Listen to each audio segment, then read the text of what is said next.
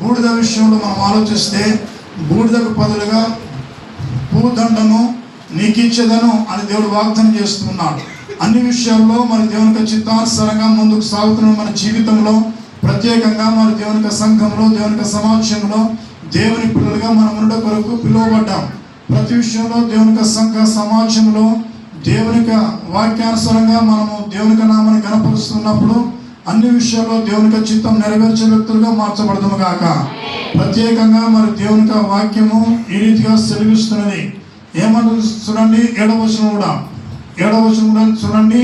61వ యెషయా గ్రంథం 61వ అధ్యాయం 7వ వచనం. మీ అవమానములకు ప్రతిగా రెట్టింపు ఘనత నొందుదురు, నిందకు ప్రతిగా తాము పొందిన భాగమును అనుభవించి వారు సంతోషింతురు, వారు తమ దేశంలో రెట్టింపు భాగమును కర్తలగుదురు. దేవునికి స్తోత్రం కలుగును గాక. సో ప్రత్యేకంగా మరి ఈ రీతిగా దేవునికి వాక్యం సెలవిస్తుంది. 10వ వచనం కూడా, శృంగారమైన పాగా ధరించుకున్న పెళ్లి కుమారుని రీతిగా ఆభరణములతో అలంకరించుకొని పెళ్లి కుమార్తె రీతిగాను ఆయనకు రక్షణ వస్త్రం నాకు ధరింపజేసి ఉన్నాడు. నీతి అనుపై బట్టను నాకు ధరింపజేసినాడు. కాగా యెహోవాను బట్టి మహా సంతోషంతో నేను ఆనందించుతున్నాను, నా దేవుని బట్టి నా ఆత్మ ఉల్లసిస్తున్నది.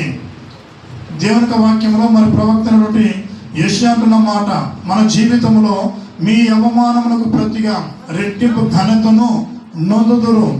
మనము మన కుటుంబ వ్యవస్థలో అనేక సార్లు మనము అవమానముల చేత, నిందల చేత, బాధల చేత, బలహీనతల చేత కొట్టబడుతూ నెట్టబడుతూ బాధల్లో, బలహీనతల్లో మరి వేదనతో కుమిలిపోతున్న మనకు దేవునికి లేఖనం సెలవిస్తుంది.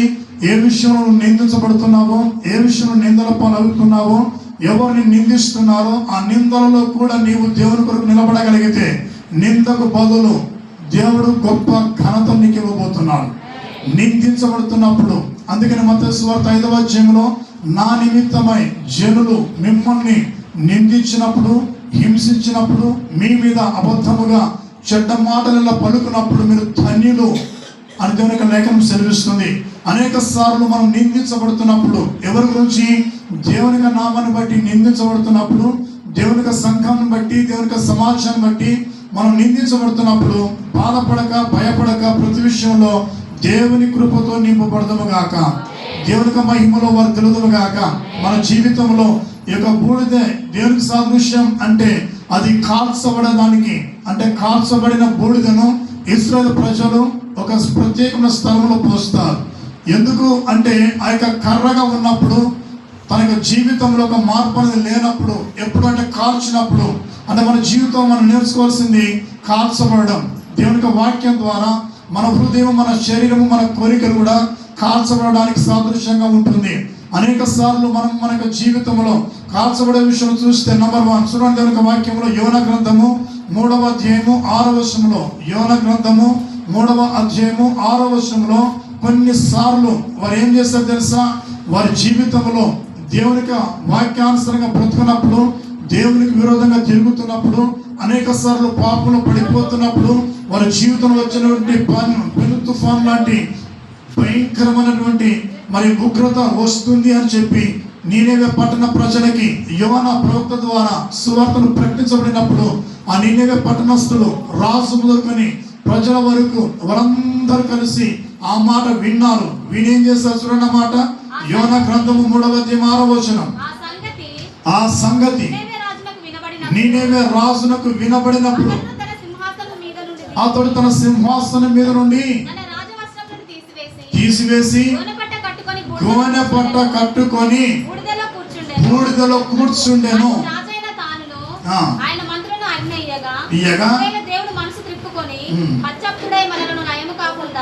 ఇక్కడ దేవుని వాక్యంలో మనం చూస్తున్నాం, బూడిదలో కూర్చున్నట్టుగా, బూడిద పోసుకున్నట్టుగా, గోనె పట్ట కట్టుకున్నట్టుగా చూస్తున్నాం.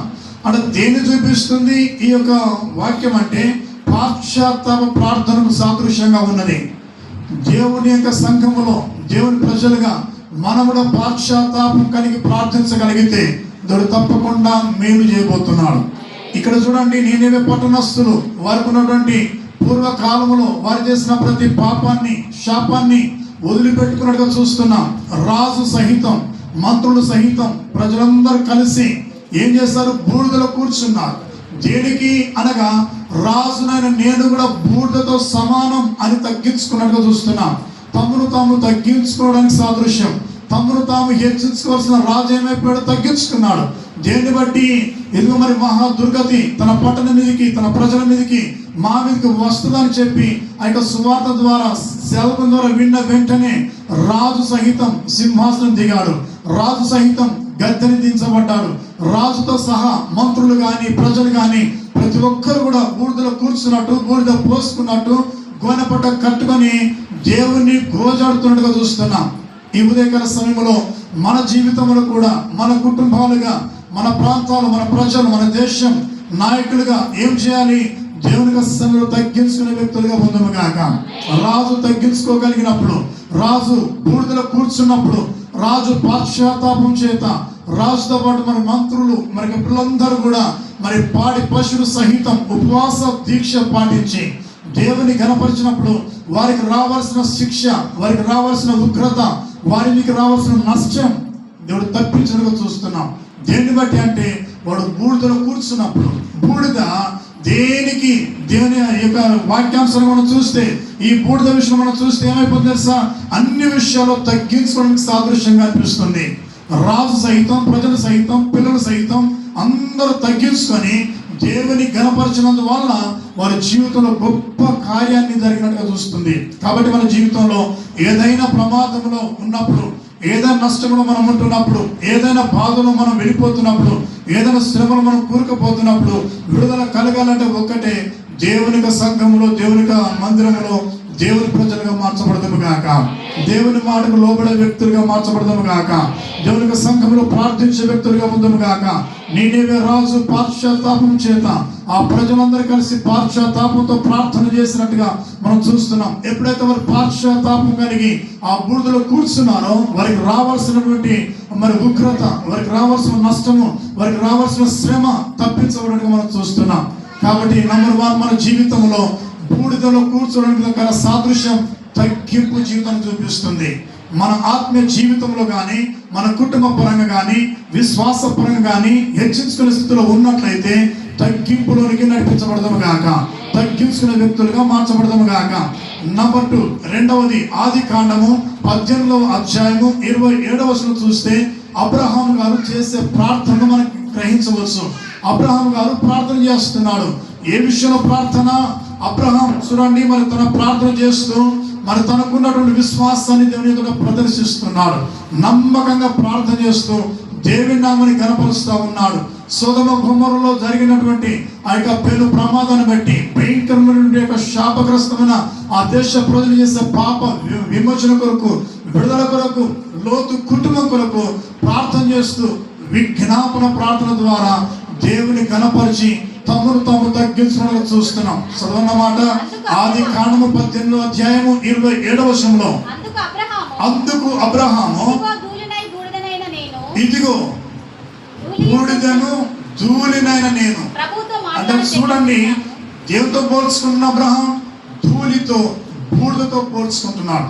అంటే కాలుకున్నటువంటి ఆ యొక్క దుబ్బ, ధూళి, బూడిద ఎంత తగ్గింపు. చూడండి, అబ్రహాం అంత గొప్ప ప్రార్థన పరుడైనప్పటికీ ఇదిగో మరి తన కుటుంబీకులు నష్టములో, శోధంలో, పాపములో, శాపములో మరి నష్టపోతున్నారు అని తెలిసిన వెంటనే వారు నష్టపోతే నాకేం అవసరం, వారు చనిపోతే నాకేం సంబంధం, వారి ప్రాంతం పాడైపోతే నాకేం సంబంధం అనుకోలే. కానీ అబ్రహాం విశ్వాస వీరుడిగా ఉంటున్నాడు, ప్రార్థన పరుడుగా ఉంటున్నాడు. నంబర్ 2, రెండవది ఈ యొక్క అబ్రహాం గారి ప్రార్థన దేని చూపిస్తుంటే తగ్గింపును చూపిస్తూ ఉంది. అంటే బూడిదనని నేను, ధూళినని నేను అని దేవుని సన్నిధిలో తగ్గించుకుంటూ ఉన్నాడు. అంత మాత్రమే కాకుండా ఆ యొక్క పట్టణం కాపాడడానికి 80 మంది నుండి స్టార్ట్ చేసి 70 మంది నుండి స్టార్ట్ చేసి 10 మంది వరకు రాగలుగుతారు. ఆ వాక్యం మనం చదవగలిగితే 70 మందిలో ఉంటే మీరు రక్షిస్తావా, కాపాడుతావా అని అడిగినటువంటి అబ్రహాం గారు మెల్లమెల్లగా పై స్థాయి నుంచి కింది స్థాయికి 10 మంది ఉంటే కూడా కాపాడుతావా అంటే అవును నేను కాపాడుతాను దేవుని దూత అబ్రహాంకు వాగ్దానం చేసినట్టు చూస్తున్నాం. నిజమే, అబ్రహాం గారు లాగా తగ్గించుకొని ప్రార్థన చేయుదువు గాక. నీవే పట్టణస్తులు పశ్చాత్తాపంతో ప్రార్థన చేసి తనకు రావాల్సిన దుర్గతి నుండి, తనకు రావాల్సిన శిక్ష నుంచి తప్పించుకోగలిగారు. అబ్రహాం తగ్గించుకొని ప్రార్థన చేసి దేవుని నామాన్ని కనపరుస్తూ తన లోతు కుటుంబాన్ని రక్షించుకున్నట్టుగా, లోతు కుటుంబంకి వచ్చినటువంటి ఆ యొక్క శ్రమ నుండి విడిపించినట్టుగా మనం చూస్తున్నాం. కాబట్టి అబ్రహాం గారు చేసే ప్రార్థనలో బూడిదను ధూళిని చూపిస్తున్నాడు. ఆ బూడిద ధూళి తగ్గింపుకు సాదృశ్యంగా ఉందని మనం గ్రహించాలి. నంబర్ 1, పశ్చాత్తాపంతో కూడుకున్నటువంటి ప్రార్థన. రెండవది, తగ్గించుకొని ప్రార్థన చేస్తే దేవుడు మనల్ని హెచ్చించబోతున్నాడు. అందుకని దేవుని లేఖనం ఏం సెలవిస్తుంది? తమ్మును తాము తగ్గించుకున్న వారు హెచ్చించబడతారు, తమ్మును తాము హెచ్చించుకున్న వాడు తగ్గించబడతాడు. అబ్రహాం ఎంతో గొప్ప ప్రార్థన పరుడైనప్పటికీ ఏం చేశాడు? దేవుని కష్టంలో తగ్గించుకొని ప్రార్థన చేస్తున్నాడు. ఏమని ప్రార్థన చేస్తున్నాడు? అయ్యా, నేను ఒక ధూళి లాంటి వాడిని, అయ్యా నేను ఒక దుబ్బ లాంటి వాడిని, ఒక బూడిద లాంటి వాడిని, ఎందుకు పనికిరాని నన్ను ఒక్కసారి నా ప్రార్థన విని, నా విజ్ఞాపన, నా రోదన, నా ధ్వని ఆలకించి ఇదిగో మరి లోతు కుటుంబం రక్షించాలని ప్రార్థన చేసినప్పుడు దేవుని కృపను బట్టి అబ్రహాం గారి ప్రార్థన ప్రతిఫలంగా లోతు కుటుంబానికి క్షేమకరంగా ఉన్నట్టుగా చూస్తున్నాం. నేనేదో పట్టణస్తుల తగ్గింపును బట్టి ఆ పట్టణానికి వచ్చిన రావాల్సిన శాపము, ఆ దుర్గతి రాకుండా వారి పశ్చాత్తాపాన్ని బట్టి, వారి పొందుకున్న మారు మనసును బట్టి, వారికున్న యథార్థము హృదయాన్ని బట్టి దేవుడు ఆ శిక్షను తప్పించడానికి మనం చూస్తా ఉన్నాం. చూడండి, సంఖ్యాకాండం 19వ అధ్యాయము 9వ వచనంలో, సంఖ్యాకాండము 19వ అధ్యాయము 9వ వచనంలో, మూడవదిగా ఇజ్రాయెల్ ప్రజల యొక్క జీవితంలో అనేక సార్లు దేవుని యొక్క నామ మహిమార్థమై వారు బ్రతుకుతున్నప్పుడు, అనేక సార్లు చెడిపోతున్నప్పుడు, పడిపోతున్నప్పుడు, జారిపోతున్నప్పుడు, అనేక సార్లు మరలా ప్రార్థించి దేవుని గోజడిన ప్రజలుగా మనం చూస్తున్నాం. మాట సంఖ్యాకాండము 19వ అధ్యాయము 9వ వచనంలో, మరియు పవిత్రుడైన ఒకడు ఆ పయ్య యొక్క భస్మమును పోగు చేసి పాలము వెలుపలను పవిత్ర స్థలమందు ఉంచవలెను, పవిత్ర స్థలములో ఉంచవలెను. పాప పరిహార జలముగా ఇశ్రాయేలు సమాజంలో దాని భద్రము చేయవలెను. అది పాప పరిహార బలి. ఆ పయ్య యొక్క భస్మమును పోగు చేసిన వాడు తన బట్టలు ఉతుక్కొని సాయంకాలం వరకు అపవిత్రుడై ఉండును. ఈ మూడవది సంఖ్యాకాండం 19వ అధ్యాయం 9వ వచనం వాక్య ప్రకారం చూస్తే ఇది ఆత్మీయ శుద్ధీకరణ చూపిస్తా ఉన్నది. ఆత్మీయ శుద్ధీకరణ. ఇశ్రాయేలు ప్రజలు చూడండి, పాప పరిహారం కొరకు, అంటే వారి యొక్క పాపాన్ని క్షమించడానికి ఎన్నెన్నో బలులు అర్పించినట్టుగా, బలిపీఠం కట్టినట్టుగా మనం చూస్తున్నాం. అయితే ఇక్కడ బూడిదను తీసుకుపోవారు ఏం చేసేవారు? ఒక మూలన పోసేవారు, ఒక స్థలంలో పోసేవారు. అంటే దీని అర్థం దేవుని వాక్యంలో మనం చూస్తే ఆత్మీయ శుద్ధీకరణ అంత మాత్రమే కాదు, ఒక పరిశుద్ధ స్థలంలోనే దాన్ని ఉంచినట్టుగా చూస్తున్నాం. అంటే మన జీవితంలో మనం ప్రత్యేకించబడిన వారిగా ఉందము గాక. దేవుని సమాజంలో, దేవుని సంఘంలో, లోకములో లోకస్తుల వల్ల కాక లోకములో ఒక ప్రత్యేకించబడిన వ్యక్తులుగా మార్చబడదాము గాక. లోకముతో ఉండాలి కానీ లోకస్తుల ఉండకూడదు. సముద్రంలో మరి పడవ తిరుగుతున్నప్పటికీ ఆ పడవ నీళ్ళ మీదుగా నీళ్లు లోనికి రానిస్తే పడవకు ప్రమాదం అన్నట్టుగా మన జీవితంలో దేవుని యొక్క వాక్యానుసారంగా బ్రతికే మన జీవితంలో లోకపు ఆచారాలు కానీ, లోకపు పద్ధతులు కానీ, లోకానుసరణ జీవితం కాకుండా ప్రత్యేకించబడిన వ్యక్తులుగా మార్చబడదాం గాక. ఇశ్రాయేలు ప్రజలు ఈ వాక్యానుసారంగా మనం ఈ వాక్యంలో చూస్తే ఒక ప్రత్యేకించబడిన వ్యక్తులుగా, ఆత్మీయ శుద్ధీకరణ చేసుకునే వ్యక్తులుగా మార్చబడుతున్నారు. మనల్ని మనం కూడా ఆత్మీయంగా ఎదుగుతున్నామా, తరిగిపోతున్నామా, ప్రతినిత్యం ఎదిగే బిడ్డలుగా ఉన్నామా, ఎదుగుతున్నామో అప్పుడప్పుడు మనకు మనమే పరీక్షించుకొని మన మనసును దేవుని వైపు త్రిప్పుకుందాము గాక. మన జీవితంలో దేవుని వైపు ఎప్పుడు తిరగలుగుతామో అప్పుడు అద్భుతాలు మన పట్ల దేవుడు జరిగించబోతున్నాడు. 4వది దానియేలు గ్రంథం 9వ అధ్యాయము 3వ వచనం చూస్తే, దానియేలు గ్రంథం 9వ అధ్యాయము 3వ వచనంలో అనేక సార్లు దానియేలు కూడా ప్రార్థించకుండా మరి భయంకరమైన చట్టం తీసుకొచ్చారు, శాసనం చేయబడింది, చట్టం తీసుకొచ్చారు. అయినా సరే దేవుని వాక్యములో మరి దానియేలు భక్తుల గురించి చూస్తే ముమ్మారు ప్రార్థన చేసినట్టుగా చూస్తున్నాం. ఏ విషయంలో భయపడకుండా ప్రార్థన పట్ల ఎంతో యథార్థంగా, నమ్మకంగా దానియేలు ముందుకు సాగుతున్నాడు. చూడమాట దానియేలు గ్రంథం 9వ అధ్యాయం 3వ వచనం. దానియేలు గ్రంథం 9వ అధ్యాయం 3వ వచనంలో, అతడు అంతటా నేను గోనె పట్ట కట్టుకొని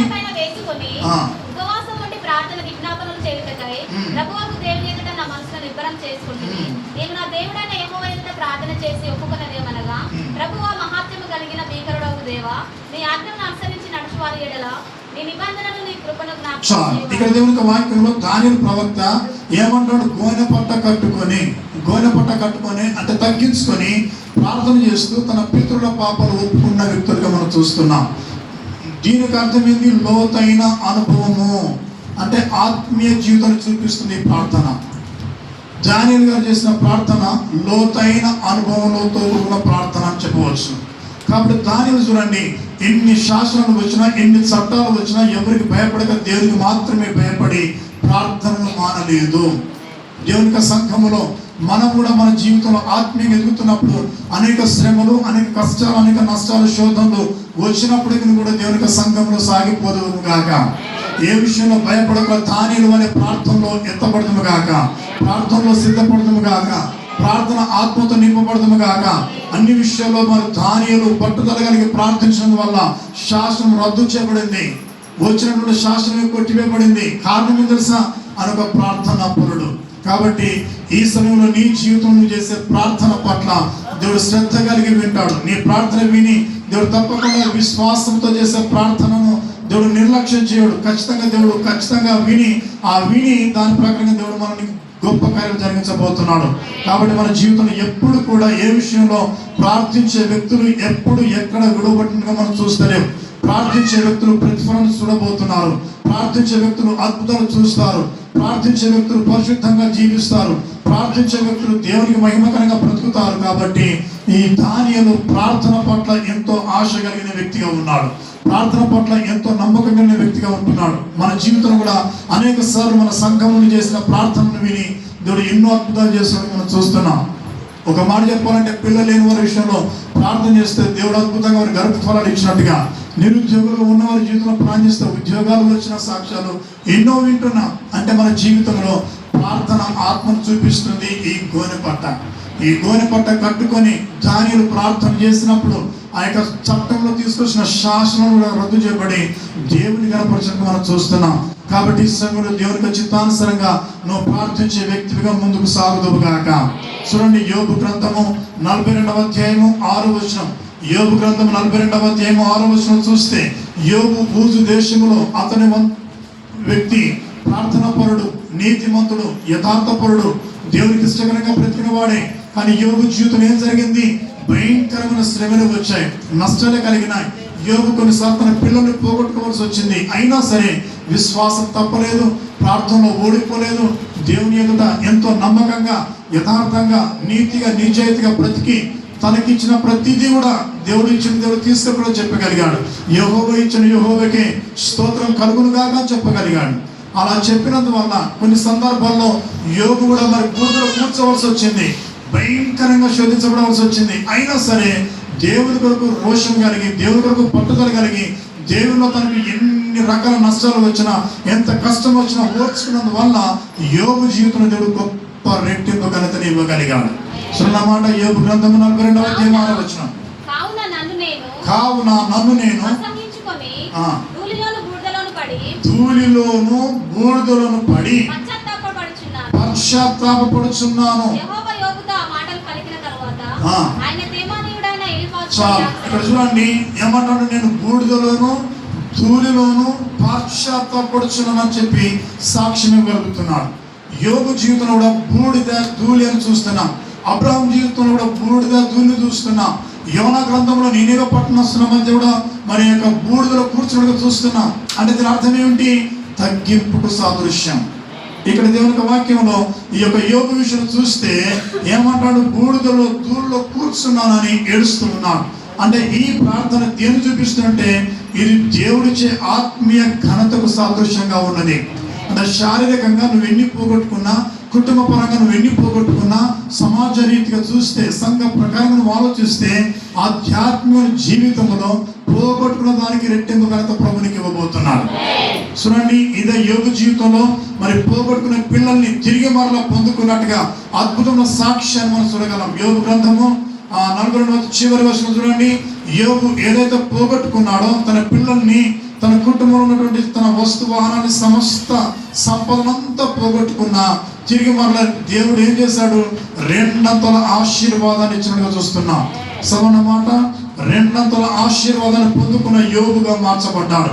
అంటే మొట్టమొదట ఏం జరిగింది? ఆయన జీవితంలో బూడిదకు బదులుగా భూదండను ఇస్తాను అనే వాగ్దానం దానియేలు పట్ల, అబ్రహాం పట్ల, ఇక్కడ యోబు పట్ల, నీనెవె ప్రజల పట్ల నెరవేర్చినట్టుగా చూస్తున్నాం. సో అన్నమాట. అటు తర్వాత 140 సంవత్సరములు బ్రతికి తన కుమారుల కుమారులను 4 తరముల వరకు చూచెను.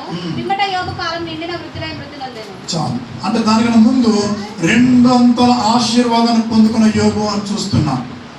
అంటే ఎప్పుడు రెండంతల ఆశీర్వాదాన్ని పొందుకున్నాడంటే తన జీవితంలో ఫస్ట్ నష్టాన్ని పొందుకోవాల్సి వచ్చిన, శ్రమలు అనుభవించవలసి వచ్చిన, పిల్లల్ని పోగొట్టుకోవాల్సి వచ్చిన, ఘనహీనుడిగా మారవలసి వచ్చిన, దేవునికి మాత్రమే నమ్మకంగా బ్రతికినందువల్ల అద్భుతం యోబు జీవితంలో గొప్ప కార్యక్రమం జరిగించాడు. ఈ సమయంలో నీ జీవితంలో నువ్వేం పోగొట్టుకున్నావు? ఆత్మీయ స్థితిలో నువ్వు ప్రార్థన జీవితాన్ని పోగొట్టుకున్నావా? పరిశుద్ధ జీవితాన్ని పోగొట్టుకున్నావా? సంఘ సహవాసాన్ని పోగొట్టుకున్నావా? ఆత్మీయతను పోగొట్టుకున్నావా? ఐక్యతను పోగొట్టుకున్నావా? తిరిగి మరల నువ్వు పొందుకోమని నేను ఆశిస్తున్నాను. ఈ ఉదయకాల సేవలో పోగొట్టుకున్న తిరిగి మరల నువ్వు పొందుకుందువు గాక. దేవునికి సంఘంలో నిలబడదువు గాక. దేవునికి ఇష్టకరంగా బ్రతుకుదువు గాక. ఎప్పుడైతే దేవునికి చిత్తానుసంగా నువ్వు బ్రతుకుతావో, దేవునికి చిత్తం నెరవేరుస్తావో, అప్పుడు ప్రభు నీ జీవితంలో గొప్ప కార్యం దేవుడు జరిగించబోతున్నాడు. కాబట్టి మన బ్రతుకులో ఎప్పుడు కూడా ఏ విషయంలో వెనక్కి రాకుండా ప్రార్థన పట్ల దేవునికి నామాన్ని ఘనపరిచే వ్యక్తులుగా మార్చబడదాము గాక. ప్రత్యేకమైన దేవునికి సన్నిధి చేత మనం దీవించబడదాము గాక. అన్ని రకాలుగా దేవుని కృపతో నింపబడుతున్నప్పుడు, దేవునికి నామాన్ని ఘనపరుస్తున్నప్పుడు, ప్రత్యేకంగా నీవు నీ జీవితంలో తగ్గించుకున్నప్పుడు తిరిగి మరలా హెచ్చించబడబోతున్నావు.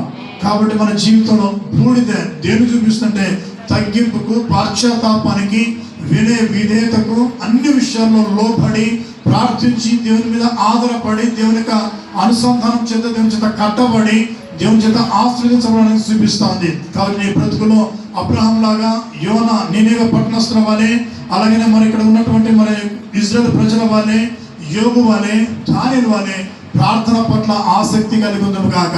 ప్రార్థన పట్ల అద్భుతమైనటువంటి విశ్వాసం కలిగి ఉందము గాక. ఎప్పుడైతే మనం విశ్వాసం కలిగి అద్భుత రీతిగా దేవునికి నామాన్ని ఘనపరిచి దేవునికి చిత్తాన్ని నెరవేరుస్తామో అప్పుడు మన బ్రతుకుల్లో గొప్ప గొప్ప కార్యాలు ప్రభు జరిగించబోతున్నాడు. కాబట్టి ఉదయకాల సమయంలో మనల్ని మనం ఒకసారి సమర్పించుకుందాం. ఇక బూడిదే తగ్గింపుకు, వినయ విధేయతకు సాదృశ్యంగా ఉంది. ఆత్మీయ జీవితానికి సాదృశ్యంగా ఉంది. పాశ్చాత్తాప ప్రార్థనకు, దుఃఖ నివారణకు, తగ్గింపుకు, అంతేకాదు ఆత్మీయ ఘనతకు సాదృశ్యంగా ఉన్నట్టుగా మనం చూస్తున్నాం. కాబట్టి ఈ సమయంలో మరి కృత నిబంధన ప్రకారంగా పాత నిబంధనలో మరి భక్తులందరూ కూడా మరి బలిపీఠాలు కట్టారు. క్రొత్త నిబంధన వాక్య ప్రకారంగా బలిపీఠం అనే ప్రార్థనలో మనం కట్టబడుతుంది కాక. ప్రార్థన అనే బలిపీఠం, సహవాసం అనే బలిపీఠం, పరిశుద్ధత అనే బలిపీఠం, విశ్వాసం అనే బలిపీఠం, ప్రార్థన అనే బలిపీఠం మనం కట్టబడుతున్నప్పుడు మనం కూడా ఎన్ని శ్రమలు వచ్చినా, ఎంత కష్టం వచ్చినా, ఎన్ని నష్టాలు వచ్చినా, ఎన్ని బాధలు బలహీనతలు వచ్చినా అవన్నీ తట్టుకునే శక్తిని కృపనిచ్చేది ఒకటే ప్రార్థన జీవితం. కాబట్టి ఉదయకాల సమయంలో ప్రార్థన ఆత్మతో నింపబడదును గాక. అట్టి కృప దేవుడు మీకు అనుగ్రహించును గాక. చిన్న ప్రార్థన మనని మనం ఒకసారి పరీక్షించుకుందాం.